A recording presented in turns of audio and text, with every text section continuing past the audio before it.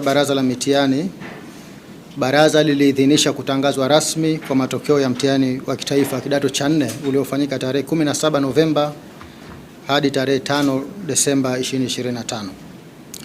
Kuhusu usajili na mahudhurio, jumla ya watahiniwa 595,810 walisajiliwa katika jumla ya vituo 6677, wakiwemo watahiniwa wa shule 569,883 waliosajiliwa katika shule 5864 na watahiniwa kujitegemea 25,927 waliosajiliwa katika vituo 813.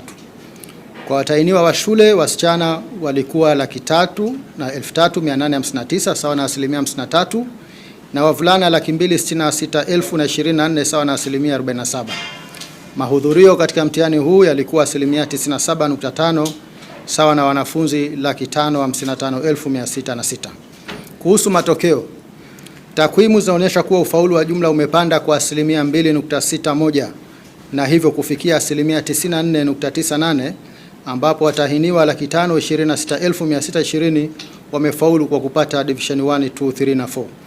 Mwaka 2024 watahiniwa waliofaulu walikuwa 477,262 sawa na 92.37, na mwaka 23 walikuwa 471,427 sawa na 89.36. Kuhusu ubora wa ufaulu, waliopata division 1 mpaka 3 wameongezeka na kufikia 255,404 sawa na 46.1, ambapo division 1 ziko 56,410, division 2 84,996 na division 3 113,995. Kama ilivyokuwa mwaka 24 na 23, takwimu zinaonyesha kuwa idadi ya waliopata division 1, 2 na 3 zimeongezeka wakati division 4 na 0 zimepungua. Mwaka 24 wanafunzi waliopata division 1 mpaka 3 walikuwa 221,953 sawa na 43%, na mwaka 23 walikuwa 197,426 sawa na 37.4. Hivyo katika kipindi cha miaka miwili ubora wa ufaulu umeongezeka kwa 8.7. Kuhusu ufaulu kwa jinsi, kati ya watahiniwa 526,620 waliofaulu, wasichana ni 278,108 sawa na 94.3 ya waliofanya, na wavulana ni 248,512 sawa na 95.8 ya waliofanya. Aidha, kati ya waliofaulu wasichana ni 53% na wavulana ni 47%. Kwa kuangalia ubora wa ufaulu, ambapo tunazingatia waliopata division 1, 2 na 3, wavulana ni 135,676 sawa na 52.3 ya waliofanya, na wasichana ni 119,728 sawa na 40.58 ya waliofanya. Kati ya watahiniwa wote 255,404 waliopata division 1, 2 na 3, wavulana ni 53% na wasichana ni 47%. Hivyo wasichana wamefaulu wengi zaidi kwa 6% kuliko wavulana, na wavulana wamefaulu vizuri zaidi kwa 6% kuliko wasichana. Kuhusu ufaulu kimasomo, kwa masomo ya science jamii yanayojumuisha civics, history na geography, takwimu zinaonyesha kuwa masomo haya yameendelea kupanda kama ilivyokuwa mwaka 24, ambapo somo la history limepanda kwa 4.87 na kufikia ufaulu wa 78.23. Geography imepanda kwa 7.55 na kufikia 79.46, na civics imepanda kwa 1.32 na kufikia 71.66. Mwaka 24 history ilipanda kwa 10.16, geography ilipanda kwa 7.59 na civics ilipanda kwa 2.51.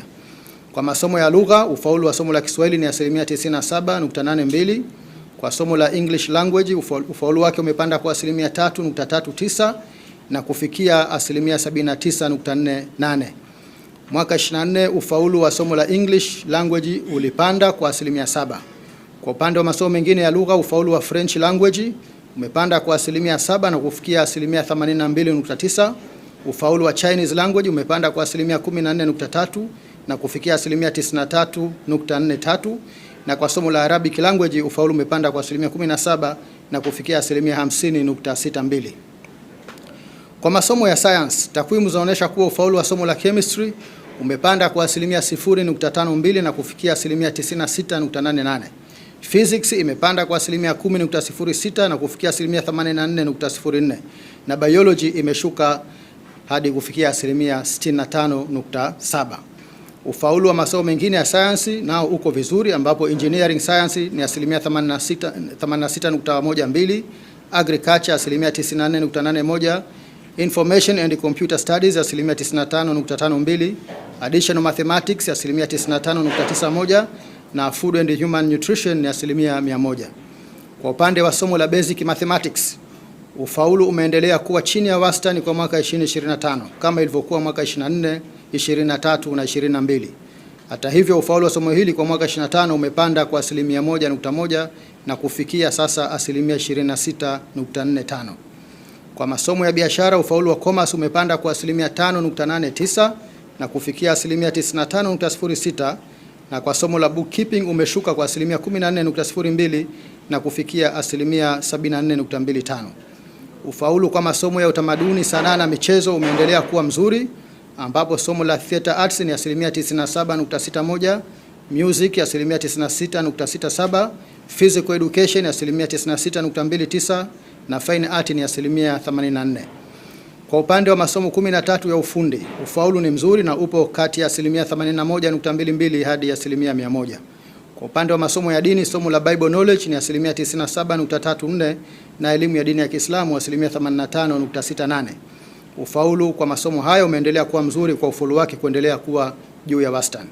Kwa upande wa watahiniwa kujitegemea, takwimu zaonesha waliofaulu ni 16,794 sawa na asilimia 73.83. Mwaka 2024 watahiniwa kujitegemea waliofaulu walikuwa 15,703 sawa na asilimia 62.51. Hivyo ufaulu wa watahiniwa kujitegemea umeongezeka kwa asilimia 11.32 ikilinganishwa na mwaka 2024. Baraza limezuia kutoa matokeo ya watahiniwa 435 ambao walipata matatizo ya kiafya na kushindwa kufanya mtihani kwa masomo yote au idadi kubwa ya masomo. Watahiniwa hao sasa wamepewa fursa ya kufanya mtihani kwa masomo ambayo hawakuyafanya kwa sababu ya ugonjwa wa mwaka 26 kwa mujibu wa kifungu cha 32 kifungu kidogo cha kwanza cha kanuni za mitihani. Ndugu waandishi wa habari, Baraza la Mitihani limefuta matokeo ya wanafunzi 77, 30 wa shule na 47 watahiniwa kujitegemea ambao walifanya udanganyifu na wanafunzi wawili walioandika matusi kwenye karatasi zao za majibu kwa mujibu wa kifungu cha 5 kifungu kidogo cha pili I na J cha sheria Baraza la Mitihani sura 107 kikisomwa pamoja na kifungu cha 30 kifungu kidogo cha pili B cha kanuni za mitihani za mwaka 2016. Baraza la Mitihani la Tanzania linapenda kuchukua fursa hii kuzipongeza kamati za mitihani zote nchini, wakuu wa shule, wasimamizi, wasahishaji kwa kazi kubwa na nzuri walioifanya. Baraza linawapongeza wanafunzi wote waliofanya mtihani wa kidato cha 4 mwaka 25 kwa kuwa na utulivu na kuzingatia taratibu za mitihani zilizowekwa. Matokeo ya mtihani wa kidato cha 4 mwaka 25 yanapatikana katika tovuti ya baraza ambayo ni www.necta.go.tz. Asante.